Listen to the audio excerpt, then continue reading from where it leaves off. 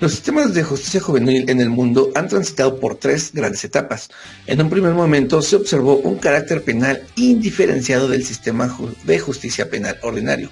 Después, el denominado sistema tutelar y finalmente el sistema de protección integral derivado de un movimiento internacional que concluyó con la publicación de la Convención de los Derechos del Niño en 1989. México no ha estado exento de esta adaptación al sistema de justicia para adolescentes. A continuación, mostraremos los antecedentes que ha derivado este movimiento y cómo era la impartición de justicia en las primeras etapas de nuestro país. En la época prehispánica, la justicia para adolescentes estaba profundamente ligada a la educación familiar y social que buscaba inculcar el orden y la obediencia. A los 15 años, los jóvenes abandonaban el hogar para ir al colegio. Existen tres opciones: el Calmecac para los nobles, el Tepuxcali para los plebeyos y el tercero para mujeres. Los menores de 10 años son excluyentes de responsabilidad penal y su límite está marcado hasta los 15 años. En esta época existen tribunales para menores en las escuelas encargadas de imponer sanciones educativas. Estas sanciones eran castigos físicos. En la escuela Calmecac estaba el Huitzináhuatl y en el Tepuxcali el tribunal de enjuiciamiento se llamaba los Tepuxtatlas. Al iniciarse el proceso de conquista de las Indias por los españoles, necesariamente se dio un enfrentamiento entre las normas que los europeos traían y las que encontraron en su llegada al nuevo continente. Una de las primeras políticas de los españoles en el Nuevo Mundo fue catequizar a la población.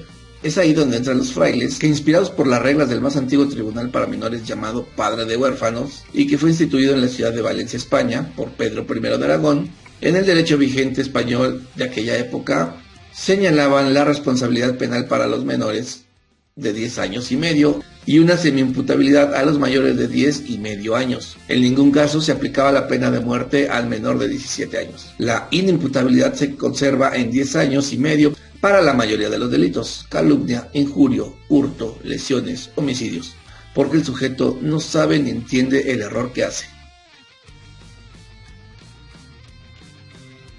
Finalmente, en México independiente, con el Código Penal de 1871, aparecen los conceptos de defensa social, de readaptación social y de individualización de la pena. Se cambia de la teoría del acto a la teoría del autor. Se conservan los conceptos de inimputabilidad absoluta para los menores de 9 años o mayores de 9 y menores de 14 años, sin discernimiento. Se reconoce la institución de la reclusión preventiva en establecimientos de educación correccional para los menores.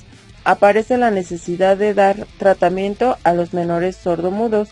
El máximo de la pena o sanción a los menores delincuentes no podía exceder de los 6 años y tenía como propósito superior que los menores terminaran su educación primaria.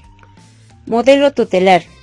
Se enfocaba en proteger y asistir a los menores, considerándolos como sujetos pasivos de la intervención estatal, a quienes se debía dar una especie de tutela. Inimputabilidad. Se consideraba a los menores por debajo de una edad determinada como inimputables, lo que implicaba excluirlos del sistema penal para adultos. Control y asistencia. En lugar de un proceso penal se establecía un sistema de control y protección de carácter asistencialista. Poder estatal sin límites precisos. La protección y asistencia se justificaba para quienes carecían de la capacidad de comprender sus actos, lo que permitía al Estado limitar sus derechos sin un marco legal claro. Sin derecho a ser escuchados, los menores no tenían posibilidad de ser escuchados, ya que el sistema se basaba en el principio de protegerlos, incluso limitando sus propios derechos. La justicia para adolescentes en el México independiente se caracterizaba por ser un sistema con un enfoque principalmente asistencialista, donde se consideraba a los menores inimputables y por lo tanto se les apartaba del sistema penal para adultos. Bajo el modelo tutelar, se les intervenían sin que tuvieran un debido proceso, quedando a disposición de autoridades que fungían como figuras paternas para imponer medidas de control y protección. Este sistema, a menudo llamado de situación irregular, buscaba la protección de los menores, pero limitaba sus derechos, basándose en la premisa de que no tenían la capacidad de entender completamente sus actos. Todo esto nos lleva a pensar que hasta este momento la reacción del Estado frente al fenómeno delincuencial de niños y niñas menores era enfrentado a través del derecho penal, represión legítima, e iniciaba el tratamiento en centros especiales de reclusión para menores.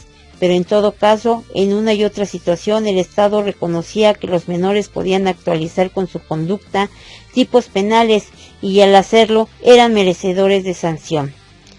Adecuada a su condición de minoría de edad y a su capacidad de discernimiento, actitud estatal que cambiará para el siglo XX, en donde aparecerán nuevos criterios y actitudes diametralmente diferentes, al grado de acuñar expresiones tales como las que afirmaban que los menores de edad serían sacados de la esfera jurídica del derecho penal, situación que distó mucho de ser real